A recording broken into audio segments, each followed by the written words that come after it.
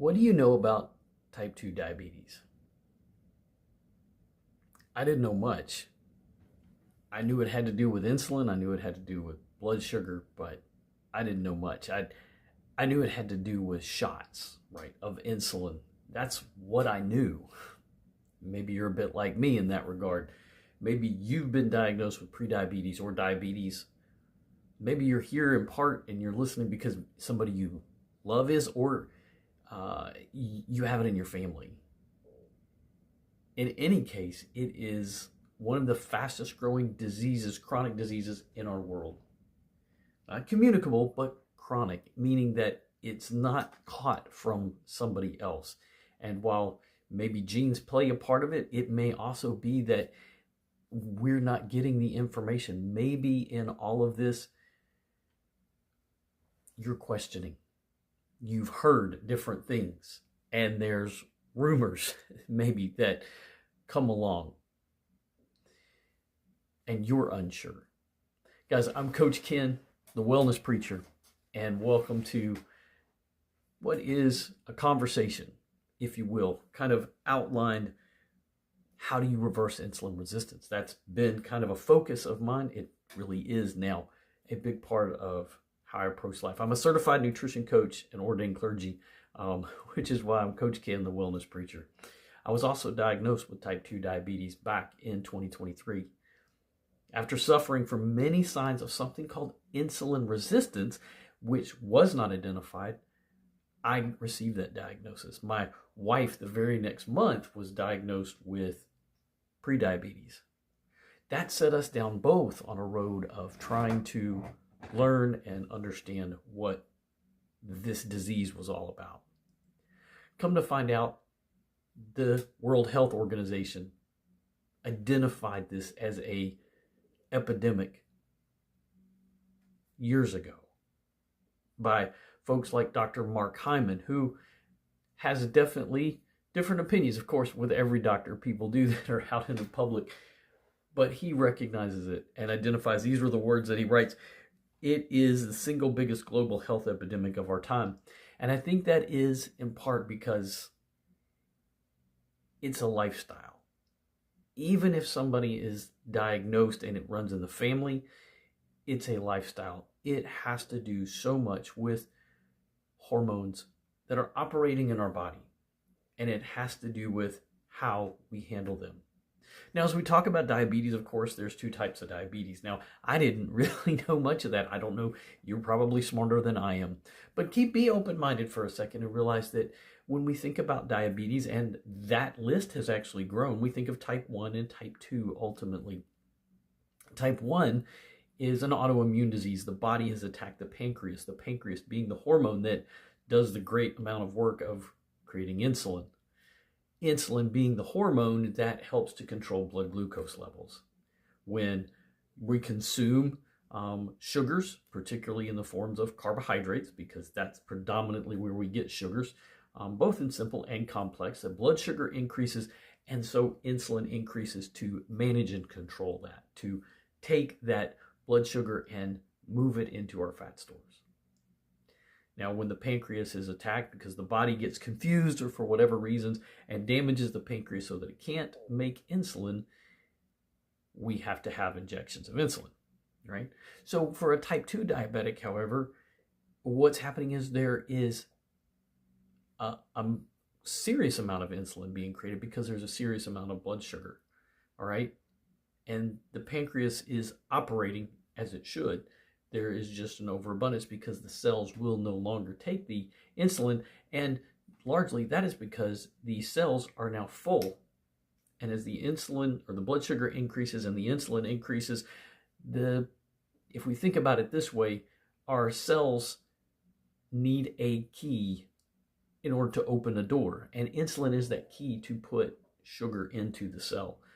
When the cell no longer responds and becomes resistant to insulin, the sugar can no longer enter the cell, and therefore then insulin and blood sugar is dumped into our bloodstream, leading, unfortunately, to many of the chronic diseases that we have today, from heart disease to Alzheimer's, now recognized as type 3 diabetes, fatty liver disease, PCOS, polycystic ovary syndrome in women, low testosterone, predominantly in men, erectile dysfunction, in many cases migraines, various issues, non-alcoholic fatty liver disease that has been now in kids as young as 6. We see it in periodontal disease, this issue that is often ignored by many, that there is a bidirectional nature in our oral care and our gut health, and that those are connected and bidirectional in nature. So really it comes down to, what do we do? And that was where I was at. When I was diagnosed in 2023, my doctor actually said simply, eat less and move more. We'll check on this in about 6 months and we'll put you on medication. There was no conversation about the medicines that I was on. One of those was a little medicine known as the little purple pill, Nexium. Maybe you have been on that for acid reflux, GERD. And so it was a little disturbing for me to find that when I went to the PDR.net, the provider's digital reference, that GERD is actually, related to insulin resistance. And Nexium, omeprazole, esomeprazole, are medications that actually can cause type 2 diabetes when you're on them extended. So that, of course, led me down a rabbit hole of, well, what meds might be there, and questioning. My wife, being a doctor, she had already questioned, why are you on that? And maybe you've been on this journey as well, and you're trying to figure out what to do next on this pathway. And that's what we're here for. And that's part of what I do. You can take action now. There are things that you can do that I want to give you the opportunity to consider. And part of that has to do with lifestyle. Part of that's going to be decisions that you make. And I don't mean this to be scary, but it is a little bit when you hear something is an epidemic and it's something that you and I have more control over than anybody has said. Now, I didn't know that I had that kind of control. I really didn't. My story led back to even when I was 9 and diagnosed with child's rheumatoid arthritis. Here's the thing. As it's the number one health problem, here's what we know about diabetes type 2. Now, I want to make sure we understand that type 2 is what we're talking about. You will probably suffer a heart attack or a stroke. Those that are diagnosed with type 2 diabetes will likely have, or insulin resistance, will likely suffer a heart attack or a stroke. And I know that because I've had ischemic optic neuropathy, a stroke in the optic nerve due to heart disease. You will likely come down with dementia, such as Alzheimer's disease. And then, again, this doesn't mean you will have to.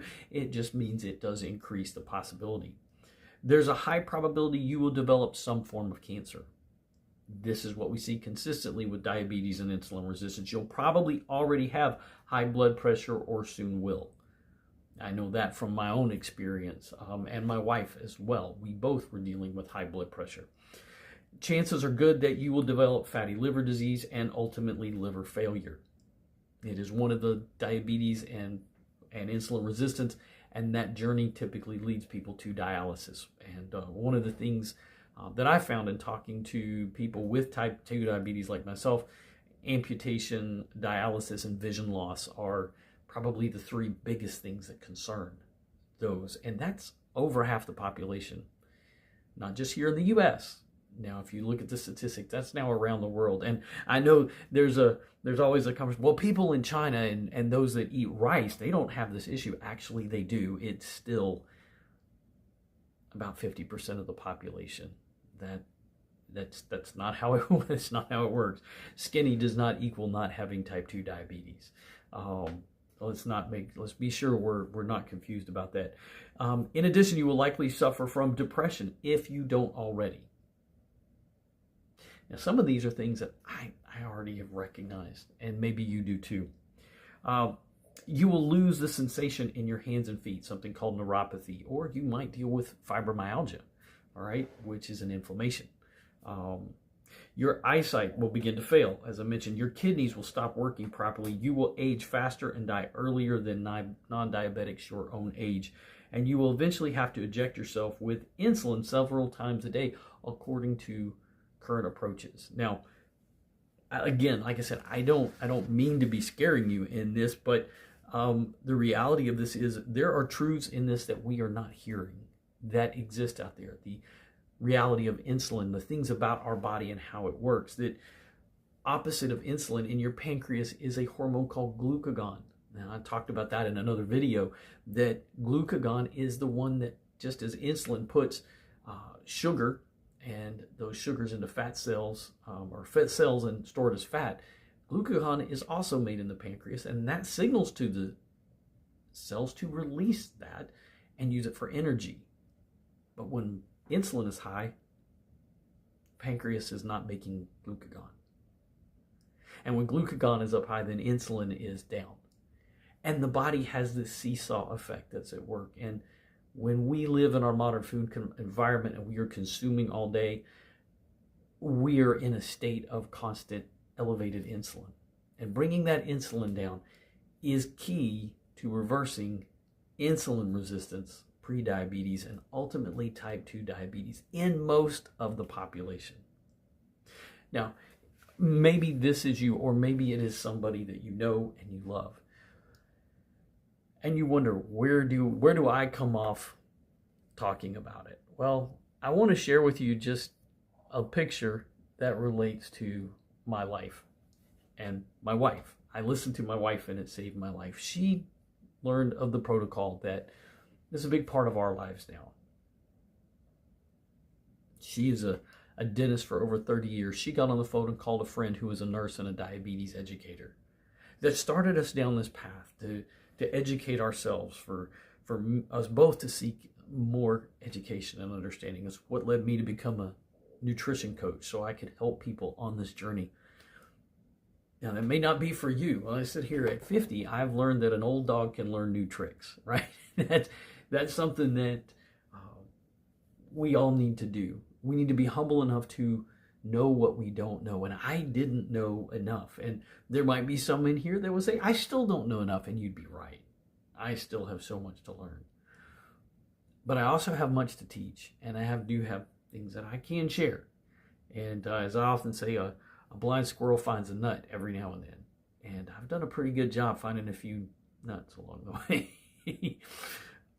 My hope to you today is to let you know that there is hope. This picture isn't simply about weight loss. This is about what's also not shown. And that is that by changing lifestyle, one can change the journey and the path that you're on. Dolly Parton said a great turn of phrase, and I'll probably butcher it a little bit, but if you're tired of the road that you're on, pave a new path. And that's what Dr. G and I did, is paved a new path. Now, it may not be your path, but it was my path, and it was the path that changed our lives and the course of our health.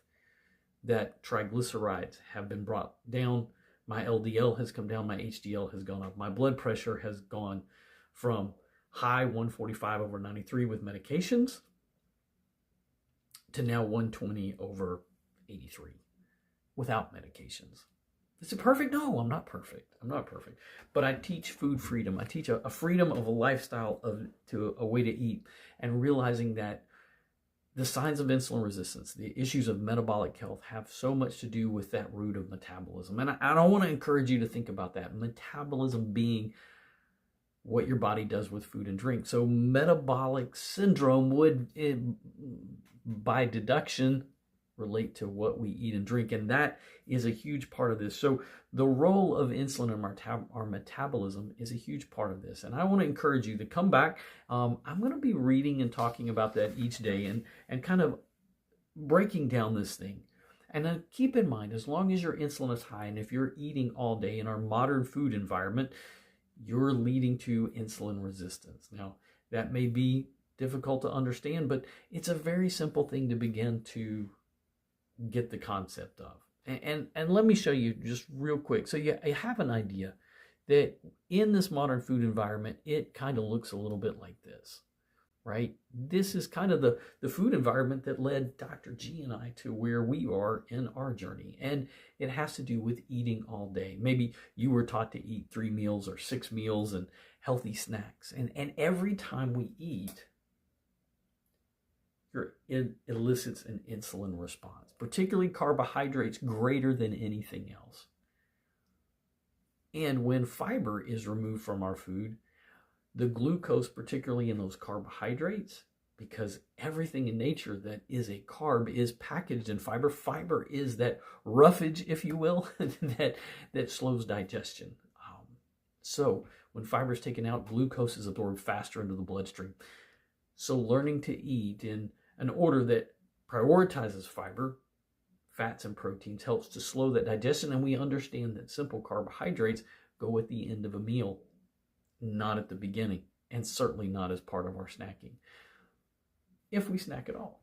Now, those are just a few things that I'll ask you to consider, and maybe along this way, you'd like to subscribe, because there's a whole lot of things that we do and we talk about. So I simply want to make sure I give you that reminder, because it would be irresponsible for me to not do that, is to invite you, if you would like this to be connected to us, that's a QR code that you can scan, but that you would subscribe. And as I talk about and work on this whole concept of reversing insulin resistance, you're talking to somebody that's not only done it, but has sought certification and gone through to educate myself in helping other people to do it. And I do that. So thank you so much for being here. I am Coach Ken, the Wellness Preacher, and I invite you to go get your day, go do your best, and go be excellent to one another. Go make the day golden. Live the golden rule. Be excellent to yourself and to one another. We'll see you back around the flip side, and make sure that you subscribe.